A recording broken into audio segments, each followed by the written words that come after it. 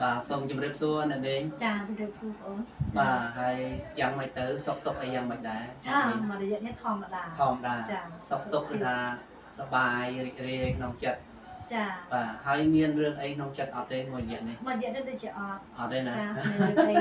និយាយឲ្យស្មុគស្មាញវាអត់មានបាទអរគុណច្រើនអ្នកមីងបាទពុកម៉ែបងប្អូនជាទីគោរពស្រឡាញ់បាទខ្ញុំបាទជួបអ្នកមីងនៅក្នុងស្ទូឌីយោលោកគ្រូបារីនេះបាទរំភើបចិត្តណាស់គាត់ស្រាប់តែនិយាយចុះនិយាយឡើងអត់ដឹងថាគាត់គឺជាបុគ្គលឆ្នើមម្នាក់ដែលទទួលបានការគ្រប់គ្រងពីពុកម៉ែបងប្អូនបាទជាពិសេសហ្នឹងគឺថា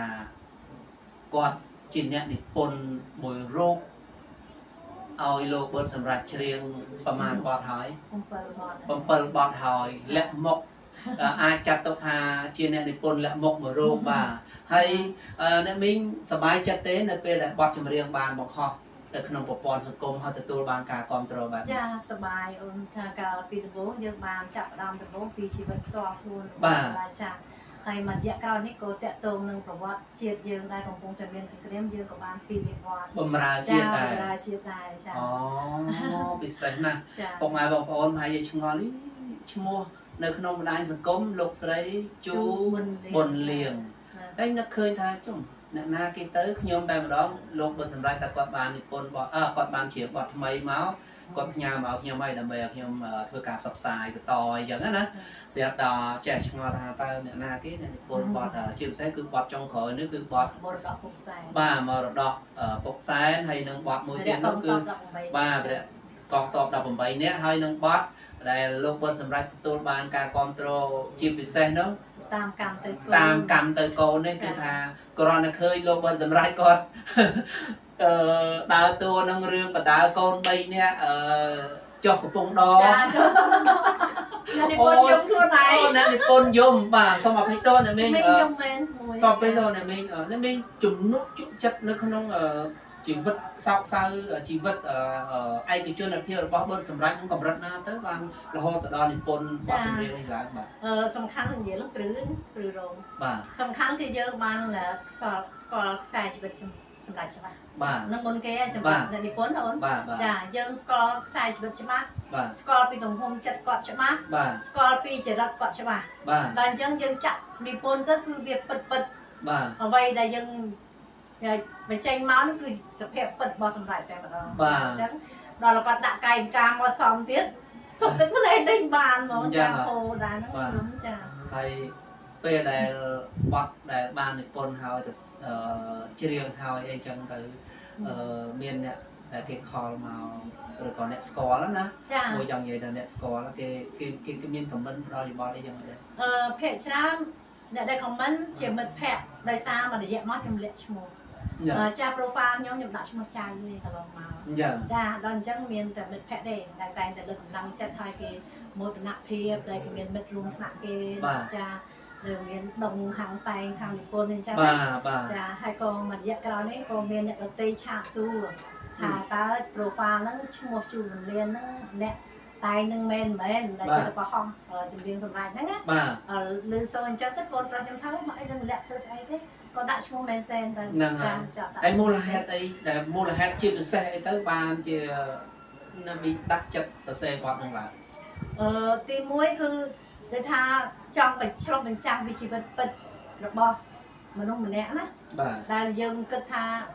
ក្នុងសង្គមវាតែងតែមានណាវាតែងតែមានជួបហើយនឹងប្រវត្តិជីវិតដូចសម្រាប់ការបែកបាក់ការមិនចុះសម្រងអីចឹងណាប៉ុន្តែអ្វីដែលខ្ញុំចាប់អារម្មណ៍ខ្លាំងគឺត្រង់សម្រាប់នៅឈរជាបង្គោលគ្រួសារជាបាផងមេផងគ្រប់គ្រងកូនម្នាក់ឯងណាហើយខ្ញុំក៏ស្គាល់ចរិតសម្រាប់ច្បាស់ថាគ្នាអត់មានគិតអីក្រៅពីគ្រួសារទូកមកទេចាតែចិត្តខ្លួនឲ្យចាបាទហើយនៅពេលដែលសម្រាប់ជ្រៀងទៅពេលដែលដឹកនាំការជ្រៀងហ្នឹង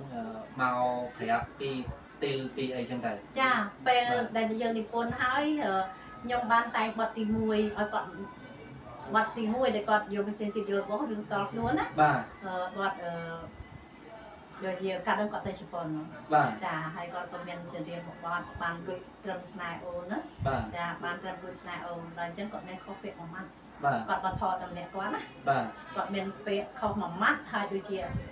អាមកពាក់ទៀតនោះដូចជាអត់តន់តំណងអញ្ចឹងចង់កែគាត់ កែ កែគាត់កែលេងរួចហើយព្រោះអីជំនាញគាត់ថតហើយអញ្ចឹងណាដល់អញ្ចឹងតាំងពីថ្ងៃនោះមកសម្រាប់យកទៅចាប់ថតដល់អូមីងមកណាអត់ទៅចាប់ថតដល់អូមីងណាឲ្យមីងមកជួយស្ដាប់មើលកែអញ្ចឹងចាហើយក៏សូមអភ័យទោសដែរបាត់តាមកម្មចកូននេះអត់តន់យកជាផ្លូវការទេតាមតែគាត់នឹងទៅមហាត់សងទេចាប៉ុន្តែដល់ក្មួយក្មេងៗវាយកទៅផុសទៅខ្ញុំមិនដឹងធ្វើម៉េច បាទថតទៅស្រាប់តែ ទូទៅ បែបទទួលបានការគ្រប់គ្រងខ្លាំង ប៉ុន្តែគាត់នឹងនៅកែតម្រូវ ចាកែតម្រូវជានៅជាងឡើងវិញទៀត ចានៅជាងឡើងវិញហ្មង បាទ បាត់ហ្នឹងខ្ញុំអត់តាន់ថាយកណា អញ្ចឹងឥឡូវបើគេអ្នកចេញគេទទួលយកបានប៉ុណ្ណឹងហើយក៏ប៉ុណ្ណឹងទៅឬក៏យ៉ាងម៉េច ប្រហែលជានៅតកែឯង នៅតែកែដែរ ចានៅតកែបើប្រុសអីដើម្បីឲ្យធៀបប្រៀបថាមុនកែហើយនឹងក្រោយកែវាខុសគ្នា ហើយក្មួយសូមអភ័យទោសសូមសួរបែបសួរទៅអតីតកាលបន្តិចអ្នកមីងហេតុអីបានជានឹកឃើញនិពន្ធឬធ្លាប់និពន្ធពីមុនដែរគឺក៏យ៉ាងម៉េច ដោយសារតែចាប់ពីប្រវត្តិខ្ញុំបានធ្វើការរត់ណា បាទ តាំងពីឆ្នាំ8ជាងតាំងមីងនៅក្មេង20ជាងមក បាទ ប៉ុន្តែធ្វើបានប្រហែលឆ្នាំទៅក៏យើងបានផ្អាកដោយសារកូននៅទូទឹកប្តីឲ្យទៅធ្វើទៀតដោយសារអត់មានអ្នកដល់តាមហូបកូនតែមានដាច់ការងារទៅឆាដាច់ការងាររត់ដល់ដាច់ការងាររត់ទៅរហូតដល់ឆ្នាំ2001ខ្ញុំបានចូលធ្វើការអង្គការ អូ ចាចូលធ្វើការអង្គការក៏ការងារនោះតាក់ទងនឹងរឿងទេសកលនេសាទចាគឺតាក់ទងនឹងទេសកលនេសាទដោយខំខ្មែរយើងធ្វើការតាក់ទងនឹងរាយងនិងបត្តនីអីដោយសារតែអង្គការបោះរដ្ឋាភិបាលដែរទេ អង្គការក្រៅរដ្ឋាភិបាលប៉ុន្តែក្នុងការគ្រប់គ្រងរបស់រដ្ឋដែរក៏អង្គការសមាគមនារីកម្ពុជាដើម្បីសន្តិភាពនិងអភិវឌ្ឍចាហើយប្រធាននោះសម្ដេចតែប្រឌិតបានសម្គាល់អូសូមជំរាបសួរ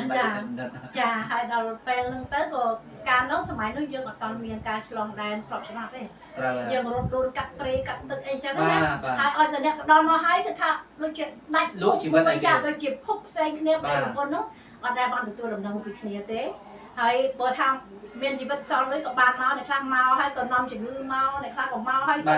សុំលុយប្រពន្ធឲ្យខ្លាញ់ម៉ូតូដុបហើយសំខាន់ដែលយើងភ័យបំផុតគឺមកហើយនាំអេតមកជំងឺបាទនាំរោគសិទ្ធិឆ្នាំ2001អញ្ចឹងអង្គការនោះបង្កើតឡើងដើម្បីឲ្យយើងអប់រំទៅលើក្រុមគ្រួសារអ្នកទៅថៃដើម្បីធ្វើការស្វែងរកគ្នាចាកដាលកណ្ដាប់សោតទាំងធំណាបាទឲ្យអ្នកភូមិនេះសរសេរទៅហើយយើងកដាលរស់នៅបាត់នីណាមានប្រពន្ធនេះនៅភូមិនេះសរសេរឆ្លើយឆ្លងនៅវិញដំបូងចាត្រង់ហ្នឹងហើយបានជាដល់ឆ្នាំ2023នេះចា2023ខាងក្រសួងហៅទេដែលគាត់ធ្លាប់ជាប្រធានគម្រោងខ្ញុំហ្នឹងចាលោកជំទាវជួនអេហ្នឹងគាត់ចង់បានប្រវត្តិប្រឆាំងនឹងការជួយដូរមនុស្សចាទេសន្តិវេសហ្នឹងណាចា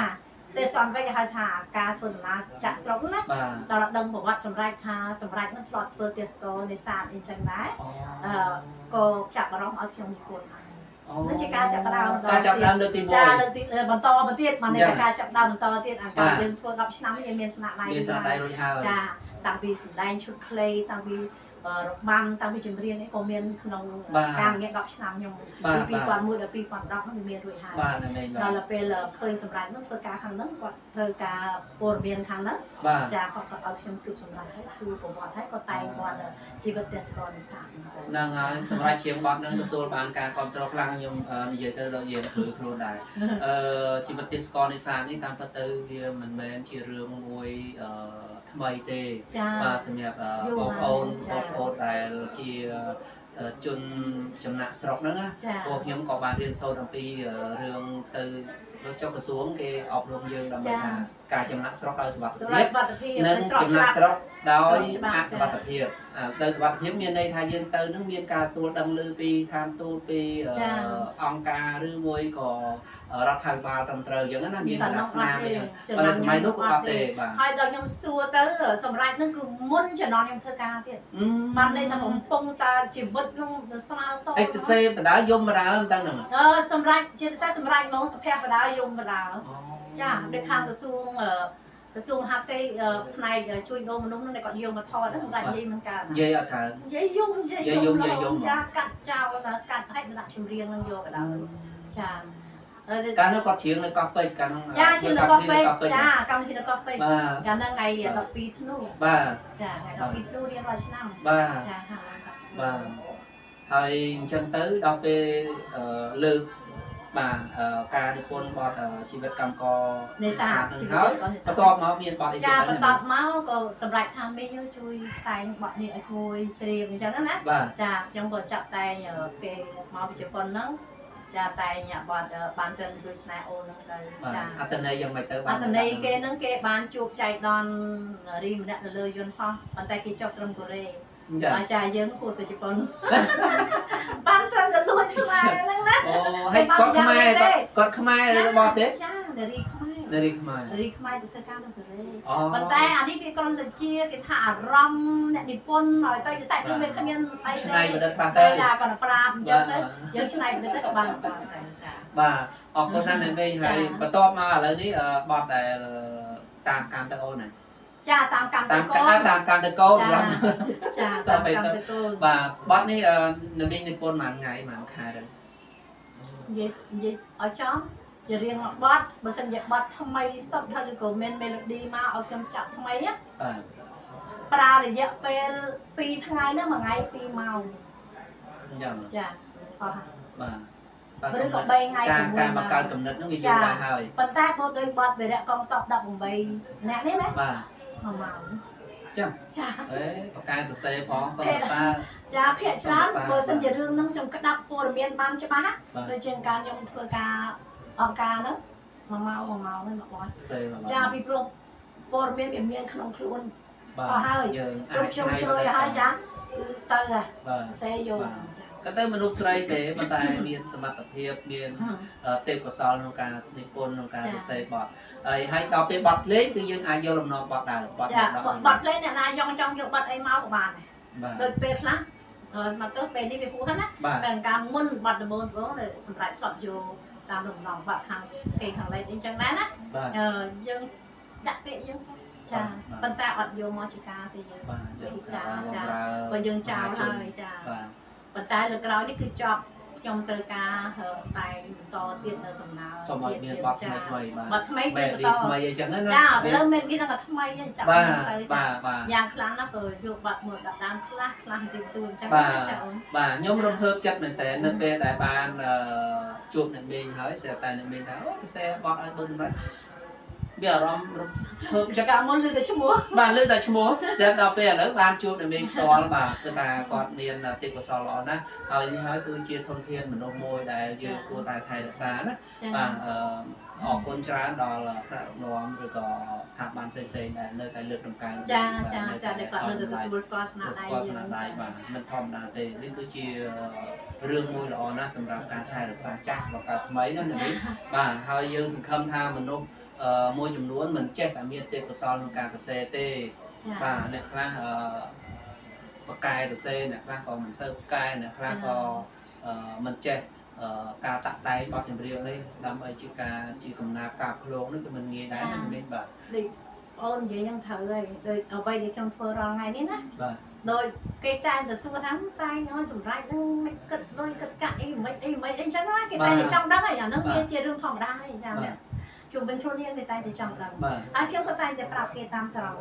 ខ្ញុំថាខ្ញុំទីមួយខ្ញុំមិនមនុស្សនោះស្រឡាញ់ស្រឡាញ់មនុស្សនោះហើយដូចថាចង់អ្វីដែលជាការពិតចង់ស្គាល់រំលឹកហើយដូចថាចង់ឲ្យគ្នានឹងបានបញ្ចេញសមត្ថភាពអញ្ចឹងណាហើយចំពោះខ្ញុំវិញខ្ញុំក៏ចង់បញ្ចេញថាចំណេះដឹងខ្ញុំដែលថាខ្ញុំវាក៏ទុកអត់បានប្រើបាទចាអត់បានយើងអត់បានបញ្ចេញមកប្រើទេតែមិនប្រាប់កូនខ្ញុំថាម៉ាក់ធ្វើរាល់ថ្ងៃនេះម៉ាក់គ្រាន់តែស្គាល់កកាយនៅអ្វីដែលម៉ាក់មានហើយដែលកត់ទុកមិនបានប្រើចាអញ្ចឹងម៉ាក់ត្រូវតែបញ្ចេញវាទៅកុំឲ្យតែងាប់វាទៅផងណាចាបាទបាទពាក្យប្រហែលនេះខ្ញុំរំភើបចិត្តមែនតើបាទចែករំលែកនៅបទពិសោធន៍ល្អទៅលេងអីនឹងមានមហាជនលោកទទួលយកបាននេះបាទហើយ